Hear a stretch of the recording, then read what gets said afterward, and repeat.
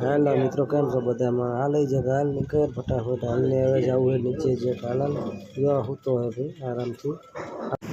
જો બે બટક હાથમાં હાલી જાય છે. જો ઢોર ઘોડ હાલી જાય છે. જો જાય એટલે આવડે છે બેઠા હોય છે.